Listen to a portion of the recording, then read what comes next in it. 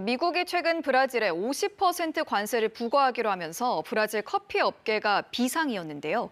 중국이 흑기사를 자처하고 나섰습니다. 중국이 이렇게 나선 이유가 뭔지, 그리고 어떤 여파를 가져올지 월드 이슈 이란 기자와 함께 알아보겠습니다. 네, 먼저 미국이 브라질에 부과한 관세 얘기부터 해보겠습니다. 50% 관세 이거 확정이 된 건가요? 네, 그렇습니다. 원래 지난 4월에는 트럼프 미국 대통령이 40% 관세를 이야기했었습니다.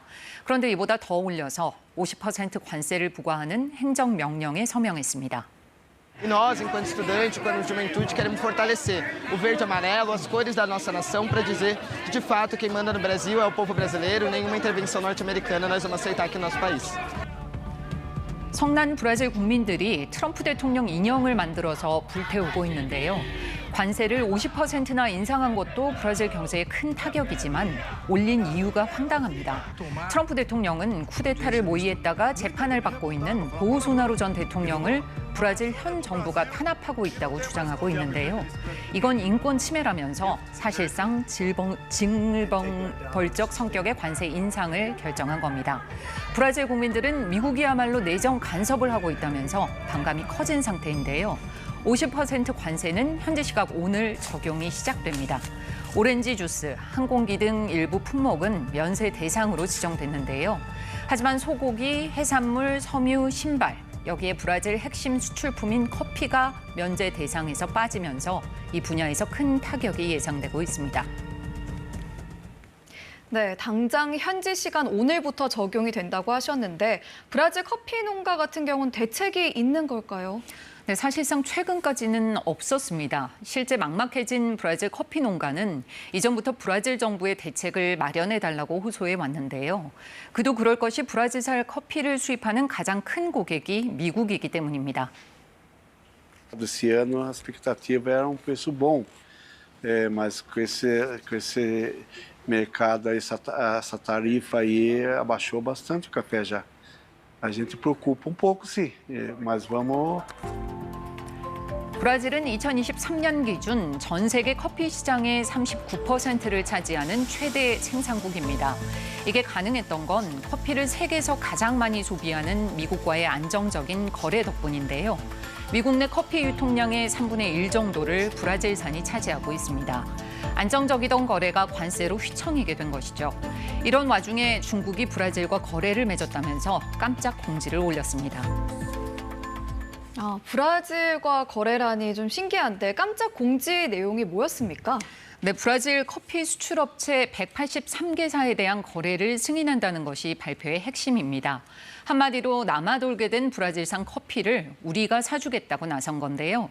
브라질 주재 중국 대사관은 SNS에 브라질 커피 기업 다수를 수입 허가 조처했다면서 지난달 30일 발효한 이번 조처는 5년간 유효하다고 밝혔습니다. 그러면서 커피가 중국의 일상생활에 점차 자리를 잡아가고 있다는 내용의 별도의 게시물도 올렸습니다.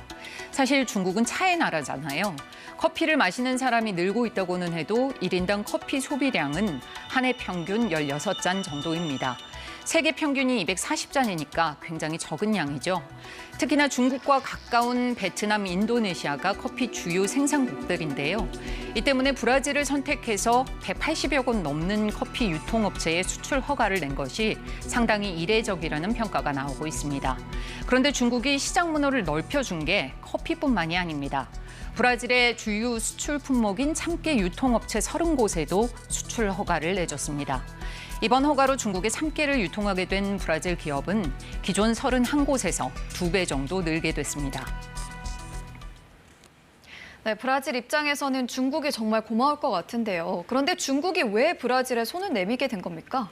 네, 중국이 어려움에 빠진 브라질에 새 무역 활로를 제공해 주면서 양국 관계는 돈독해질 수밖에 없겠죠. 특히 두 나라는 미국 중심 질서에 반기를 들어온 브릭스 회원국이기도 합니다. 미국의 관세 폭탄을 맞은 나라들끼리 이참에 교역을 강화하자, 미국 견제해 보자, 이렇게 나선 것으로 볼 수 있겠습니다. 특히 중국으로서는 자국의 영향력을 확대할 수 있는 절호의 기회이기도 한데요. Então, essa instabilidade que impõe o governo Trump para o comércio internacional gera essa insegurança e vai fazer com que os países procurem diversificar os seus parceiros comerciais. Isso aí é inevitável. 이런 상황에서 중국은 앞으로도 미국과 무역 갈등을 겪는 국가들에 적극적으로 경제 협력 제안을 할 가능성이 높습니다. 당장 관세 30%를 얻어맞은 또 다른 브릭스 회원국인 남아프리카 공화국만 봐도 중국, 아세안 국가 등에 대한 시장을 확대하겠다고 나섰습니다. 미국의 고관세에 무역 다변화에 나선 나라들, 그리고 이 틈을 놓치지 않고 손을 내미는 중국. 트럼프발 관세 전쟁은 국제무역 시장 흐름을 바꾸고 있습니다. 네, 월드 이슈 이란 기자와 함께했습니다. 고맙습니다.